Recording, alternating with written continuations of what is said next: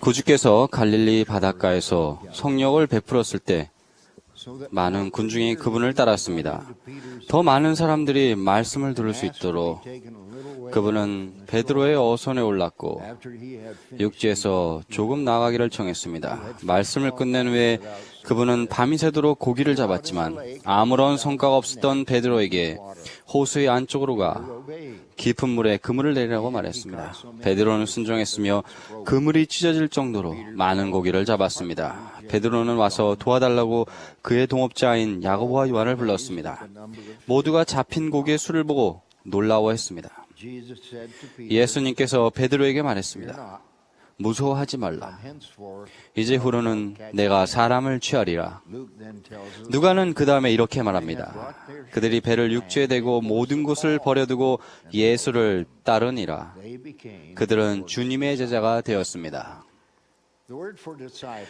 disciple이란 단어와 discipline이란 단어는 모두 같은 라틴어어근 discipulos에서 유래된 것입니다. 그것은 제자를 의미합니다. 그것은 실습이나 연습을 강조합니다. 자기 수련과 자제는 참으로 모든 것을 버려두고 예수를 따랐던 베드로, 야고보, 요한이 좋은 예를 보였듯이 예수님의 제자들의 일관되고 영구적인 특성입니다. 제자가 되는 것이란 무엇입니까? 그것은 첫째로 구주에 대한 순종입니다. 제자가 되는 것은 많은 것을 내포합니다. 그것은 순결입니다. 11조입니다. 가정의 밤입니다. 모든 계명을 지키는 것입니다. 우리에게 좋지 않은 것을 버리는 것입니다. 삶의 모든 것에는 그 대가가 있습니다. 이 생에서 평화와 내세에서 영생을 주시겠다는 구주의 위대한 약속을 생각해 볼 때 제자가 되는 것은 지불할 만한 가치가 있는 대가입니다. 그것은 우리가 지불하지 않을 수 없는 대가입니다. 비교해 보건대 제자가 되기 위한 요건은 축복된 약속보다 훨씬 더 작습니다. 그리스도의 제자는 세상적인 것을 추구하지 않을 뿐만 아니라 날마다 십자가를 지고 가라는 부름을 받아들입니다. 십자가를 지고 가는 것은 그분의 계명을 따르고 지상에 그분의 교회를 세우는 것을 의미합니다. 그것은 또 그 길을 의미합니다.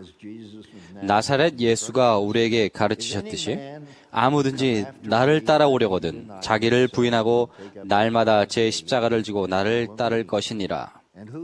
누구든지 자기 십자가를 지고 나를 따르지 않는 자도 능히 내 제자가 되지 못하리라. 예창되는 초등의 노래의 가사가 주님을 따르는 모든 사람에게 울려 퍼집니다. 주 예수를 닮으려고 주길을 따라가리. 주님처럼 나도 사랑하리라. 예수님께서 행하신 것 중에서 우리 모두가 본뜰 수 있는 몇 가지에 대해 생각해 봅시다. 예수님은 선한 일을 행하셨습니다. 만약 우리가 이러한 기회를 찾고자 한다면 우리 모두 가족, 친구 또는 낯선 사람을 위해서라도 매일 선한 일을 할 수 있습니다. 예수님은 자신의 양을 돌보시고 잃어버린 양들을 걱정하는 선한 목자셨습니다.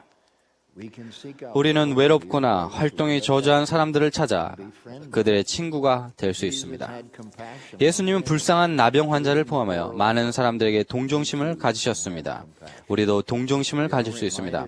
우리가 슬퍼하는 자들과 함께 슬퍼해야 한다고 몰몬경은 상기시켜 줍니다. 예수님은 자신의 신성한 사명과 아버지의 위대한 사업을 증거했습니다. 우리도 모두 어느 때에나 하나님의 증인이 될 수 있습니다. 예수님은 어린 아이들이 그에게 오도록 권고했습니다. 우리의 자녀들은 우리의 보살핌뿐만 아니라 우리의 관심과 사랑을 필요로 합니다.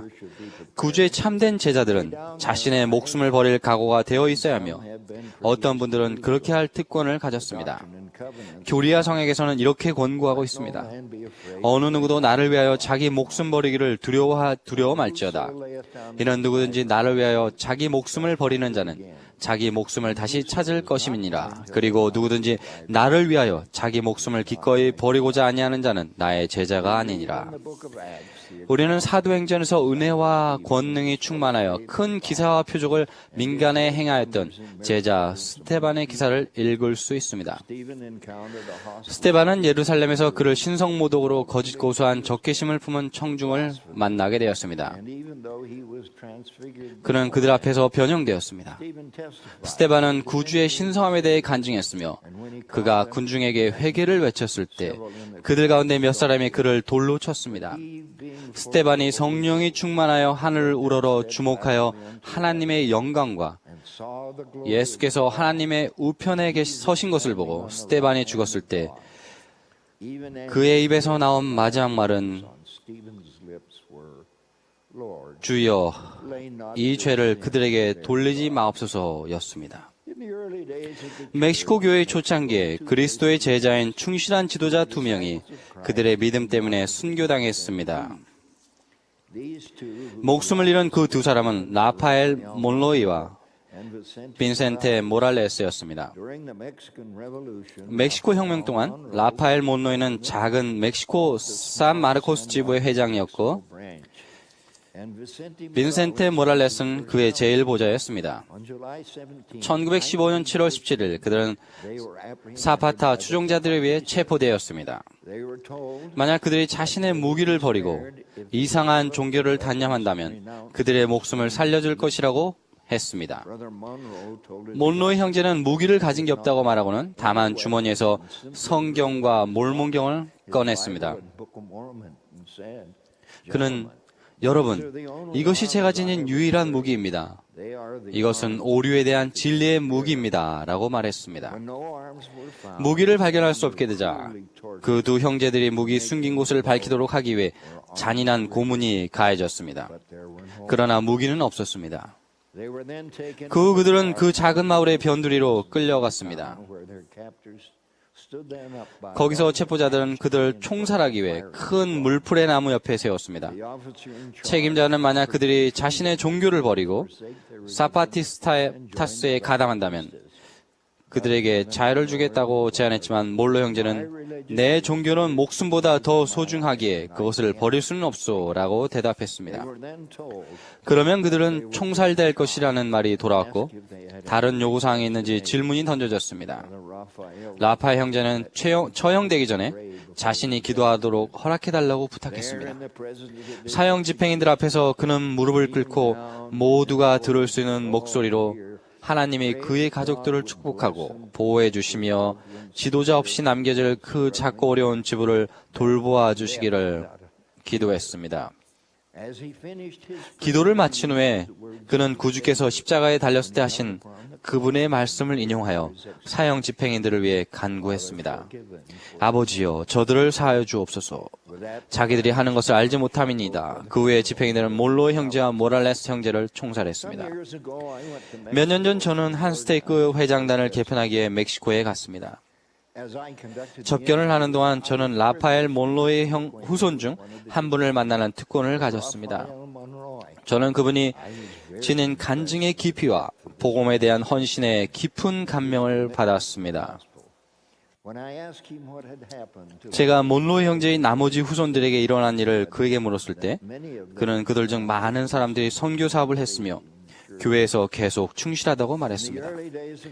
교회 초창기에 조셉 스미스와 하이럼 스미스뿐 아니라 다른 제자들도 예수 그리스도의 복음을 위해 자신의 목숨을 버렸습니다. 교회의 첫 번째 감독인 에드워드 파트리지의 충실함은 교리와 성약에 기록되어 있습니다. 1833년 7월 20일에 에드워드는 이제 방금 아이를 출산한 연약한 아내와 함께 집에 앉아 있었습니다. 3명의 폭도들이 들이닥쳐 그를 대소동이 일어나고 있는 길거리로 이어서 이미 찰스 알렌이 잡혀있는 광장으로 끌고 갔습니다.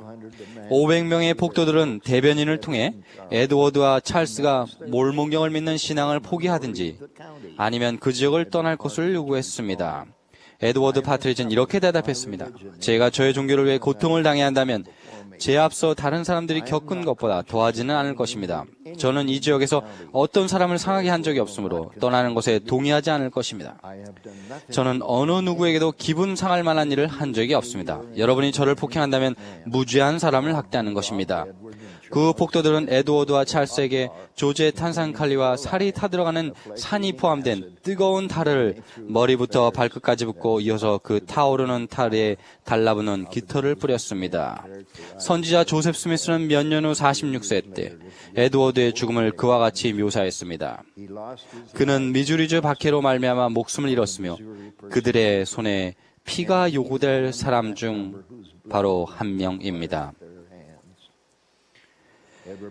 에드워드 파트리제는 많은 의로운 자손들 안에 계속 살아있는 유산을 남겼습니다. 그러나 우리 대부분에게 요구되는 것은 교회를 위해 죽는 것이 아니라 교회를 위해 사는 것입니다. 많은 사람들에게 매일 그리스도와 같은 삶을 사는 것이 자신의 목숨을 버리는 것보다 훨씬 더 어려울 수 있습니다.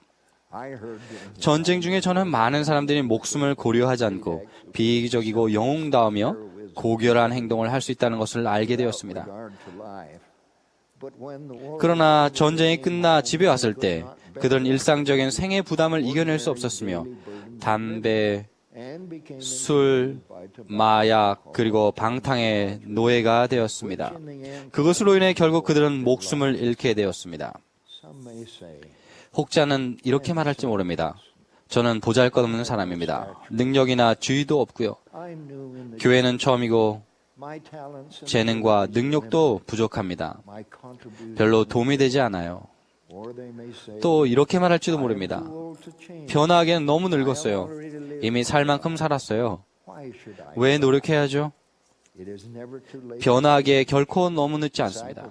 제자가 되는 것은 명성, 부 또는 높은 학식에서 비롯되는 것은 아닙니다. 예수님의 제자들은 사회의 각계각층에서 왔습니다. 그러나 제자가 되는 것은 우리에게 악한 죄를 버리고 킴볼 회장님께서 용서가 낫는 기적이라 칭한 것을 누리도록 요구합니다.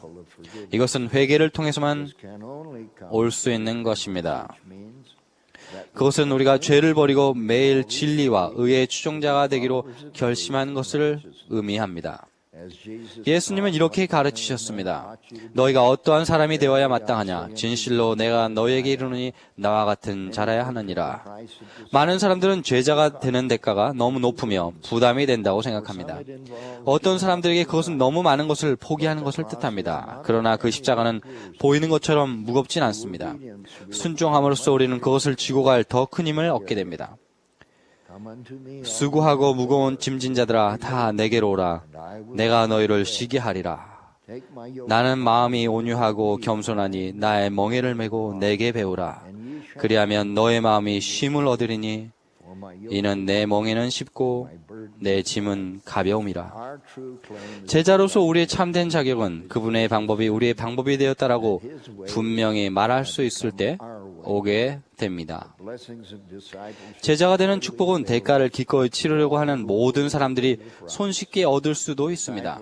제자가 되는 것은 목적 없이 방황하기보다 하나님 아버지께로 인도하는 그 협착하고 좁은 길을 꾸준히 걷도록 우리의 삶에 목적을 부여합니다. 제자가 되는 것은 우리에게 슬플 때 위안과 양심의 평화 그리고 봉사의 기회를 줍니다. 그것 모두가 예수님을 더 닮도록 우리를 도와주고 있습니다. 구주의 제자가 됨으로써 우리는 예수 그리스도 후기 성도 교회의 구원의 교리와 의식을 우리의 마음과 정신으로 알고 믿게 되는 것입니다. 제자가 됨으로써 우리는 이 시대에 그러한 구원의 원리를 회복하신 선지자 조셉 스미스의 심오한 사명에 감사하게 됩니다. 우리는 신권의 열쇠와 그 권세가 선지자 조셉 스미스로부터 현재의 선지자인 고든비 힌클리 회장님까지 교회의 회장들을 통해 계승되어 왔다는 사실이 기쁩니다. 구주의 제자가 됨으로써 우리는 만족, 행복, 그리고 성취와 함께 이 세상에서 그분이 하신 평화와 약속을 누리게 된다는 것에 감사합니다. 제자가 됨으로써 우리는 인생의 난관에 대처해 가는데 필요한 영적인 힘을 받을 수 있게 됩니다. 이 생과 영혼의 가장 위대한 축복 중 하나는 주 예수 그리스도의 헌신적인 제자 중 하나로 헤아림을 받는 것입니다. 저는 이 진리에 대한 깊은 간증을 갖고 있습니다. 이 모든 것을 예수 그리스도의 이름으로 간증드립니다. 아멘.